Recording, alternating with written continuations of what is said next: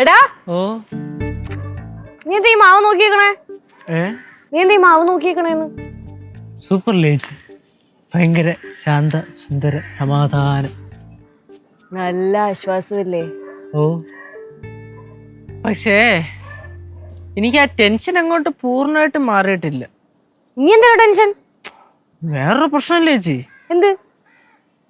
മറ്റേ പുള്ളി വന്നിട്ട് പ്രശ്നം ഉണ്ടാക്കൂലേ? ഏത് പുള്ളിയടാ?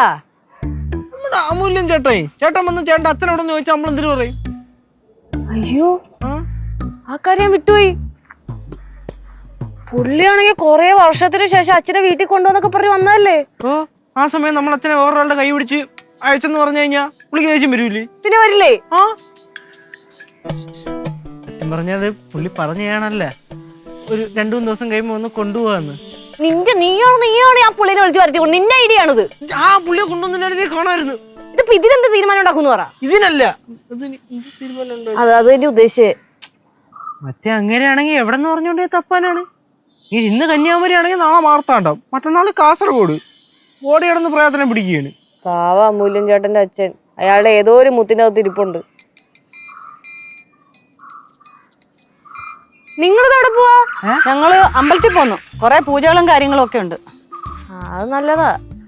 கோவில்ல போய் கொழை வழிபாடெல்லாம் பண்ணணும். அப்பதானே நம்ம பிரச்சனை எல்லாம் தீரும். ലച്ചു, മോള് വരുന്നോ? ഞാൻ ഇനി കുളിക്കാനൊക്കെ നിക്കണ്ടേ? പോയിട്ട് വാ. നിങ്ങളോട്ട് അതാണ് നല്ലത്. അച്ഛനെ തപ്പി വന്നത് എന്തു പറയും? അച്ഛൻ ഇത്ര നേരം ഉണ്ടായിരുന്നു, ചായ കുടിക്കാൻ പുറത്തു എന്ന് പറയാം. അമൂല്യൻ ചേട്ടാ. ഹായ് അമൂല്യൻ ചേട്ടാ. ഹായ്. പൂജയൊക്കെ കഴിഞ്ഞായിരുന്നോ? ഇല്ല, പൂജയൊക്കെ തുടങ്ങി. കർമ്മങ്ങളൊക്കെ ഏതാണ്ടൊക്കെ തീർന്നുകൊണ്ടിരിക്കുന്നു. പിന്നെ അമൂല്യൻ ചേട്ടോ, നമ്മുടെ അച്ഛൻ ഈ മാവി തന്നെ ഇനി നിന്നോട്ട്. നമുക്ക് അങ്ങനെ വേറെ വിഷയമൊന്നും ഇല്ല. അതെ, നമുക്ക് വലിയ ഉപദ്രവമൊന്നുമില്ല. പുള്ളി ഇവിടെ തന്നെ നിന്നോട്ടെ. മാത്രമല്ല കൊലക്കായലായാലേ നമ്മുടെ വീട് മാവും ഒക്കെ ആയിട്ട് ഫുള്ള് സെറ്റായി കാണും. ഇനിയിപ്പം ചിലപ്പോൾ അമൂല്യൻ ചേട്ടൻ വിളിച്ചോണ്ട് പോയി കഴിഞ്ഞാൽ പുള്ളിക്ക് പെട്ടെന്ന് ഹോം സിക്നസ് അടിച്ച് തിരിച്ചു വന്നാലേ. അതെ, അതിന് അയാളെ കൊണ്ടുപോയില്ലയോ? അമൂല്യൻ ചേട്ടാ, നമ്മുടെ അച്ഛനെ ഇവിടെ നിൽക്കുമ്പോൾ നമുക്കൊരു ഉപകാരമുണ്ട്. അതെ, നമ്മൾ എവിടെങ്കിലും ഒക്കെ പുറത്ത് പോകുമ്പോഴേ നമ്മുടെ വീടൊക്കെ നോക്കാൻ ഒരാളായല്ലോ ചേട്ടാ, കാവലിന്. അതെ, ഞാൻ ഒരു കാര്യം പറയാൻ വന്ന. അല്ലേട്ടാ, കൊണ്ടുപോകണ്ട. ഇവിടെ ഇഷ്ടംപോലെ കൊമ്പുണ്ടല്ലോ. പുള്ളിക്ക് വിശാലമായിട്ട് കൊമ്പ് മാറി ഇരിക്കുക. ഞാൻ അത് പറയാൻ വേണ്ടി വന്നത്.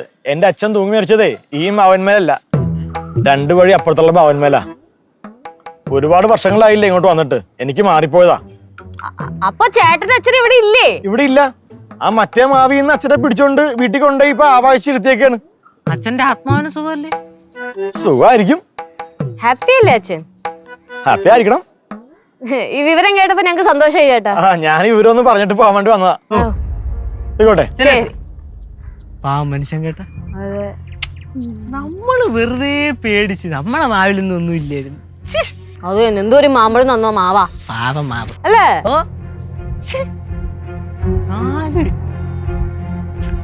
എടാ, അപ്പൊ നിന്റെ മറ്റേ ഗോസ്റ്റ് ഹണ്ടർ ഒന്ന് പിടിച്ചോണ്ട് പോയത് ഏത് ആത്മാവിനെയാണ്? ശരിയാണല്ലേ?